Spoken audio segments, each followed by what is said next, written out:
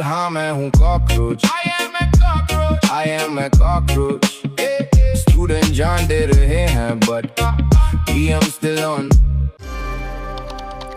તમે રાજકારણમાં અત્યાર સુધી ઘણી પાર્ટીઓ જોઈ હશે, પણ હાલ સોશિયલ મીડિયાની દુનિયામાં કોકરોચ જનતા પાર્ટી ખૂબ જ ચર્ચામાં છે.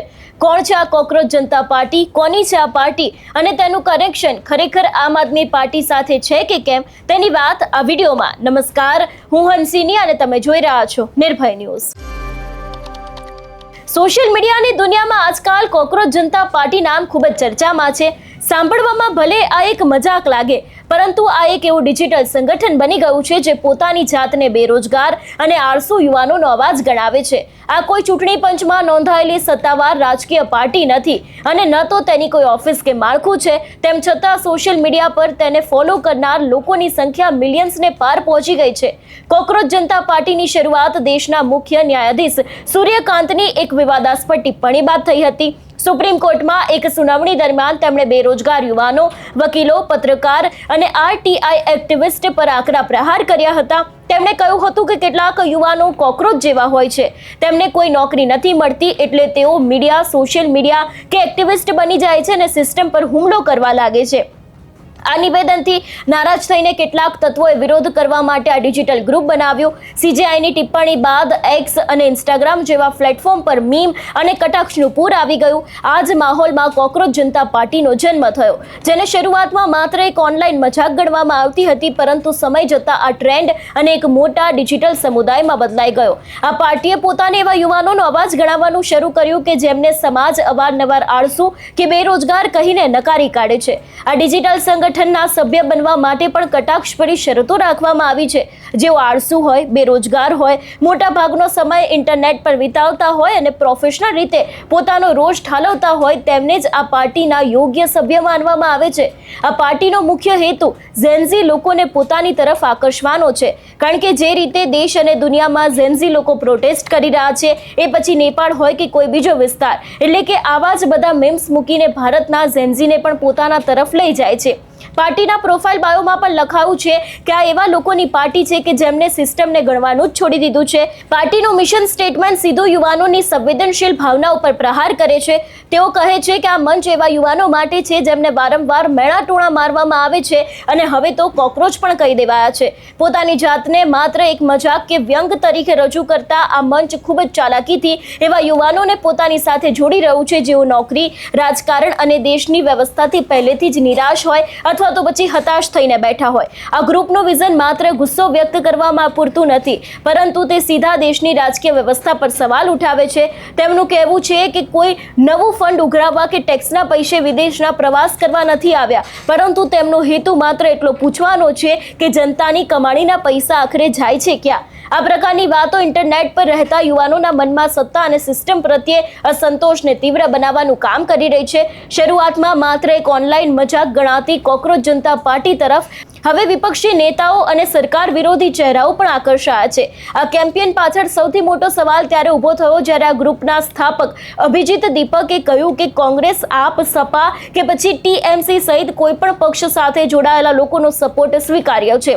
જો કે આ સમગ્ર નિવેદનમાં ભાજપનો કોઈ ઉલ્લેખ નહોતો, તો આ મંચ પર ખરેખર પક્ષપાત વગર માત્ર બેરોજગાર યુવાનોના પ્રશ્નો ઉઠાવવા માટે બનવામાં આવ્યું હોત તો તમામ રાજકીય પક્ષોથી સમાન અંતર જાળવવામાં આવ્યું હોત. પરંતુ વિપક્ષી નેતાઓ, એક્ટિવિસ્ટો અને સરકાર વિરોધી ઇકોસિસ્ટમ તરફ મળી રહેલા સતત સમર્થન બાદ હવે એવી આશંકા વધુ મજબૂત બની રહી છે કે આ માત્ર યુવાનોની પીડા વ્યક્ત કરવાનો પ્રયાસ નથી, પરંતુ સરકાર વિરોધી એજન્ડા અને નેરેટિવ ઊભું કરવા માટે સોશિયલ મીડિયાનો ઉપયોગ કરીને ચલાવવામાં આવતું એક સુનિયોજિત અભિયાન છે.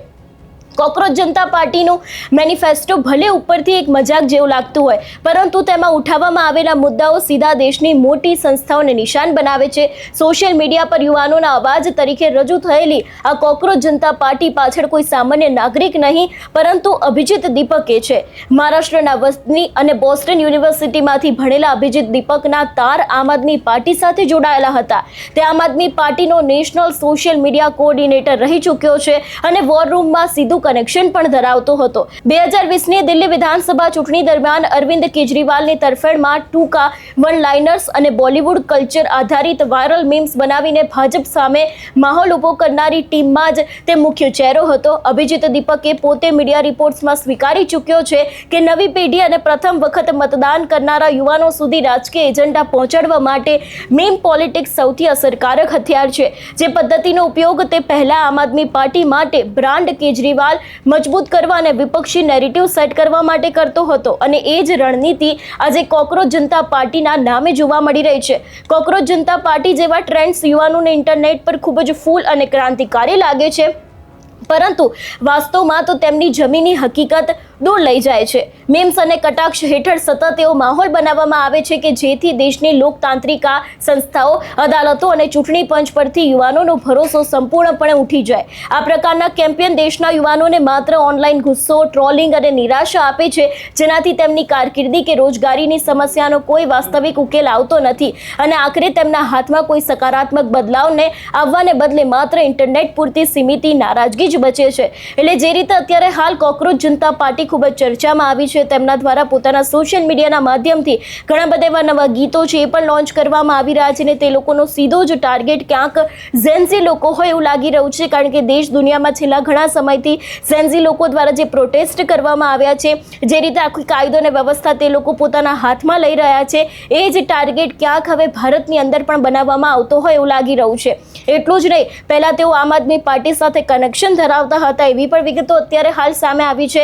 આમ આદમી પાર્ટીના જે નેતા છે મનીષ સિસોદિયા, એની સાથે પણ તેમના ખૂબ જ અંગત સંબંધો છે એવી પણ વિગતો અત્યારે હાલ જોવા મળી રહી છે. એટલે જે રીતે સોશિયલ મીડિયા પર અત્યારે હાલ આખી આ કોકરોચ જનતા પાર્ટી ટ્રેન્ડ કરી રહી છે, એને લઈને તમારો શું અભિપ્રાય છે અમને કમેન્ટ કરીને ચોક્કસથી જણાવજો. તેની સાથે અમારી ચેનલ નિર્ભય ન્યૂઝને લાઇક, શેર અને સબસ્ક્રાઇબ કરવાનું ભૂલશો નહીં. નમસ્કાર.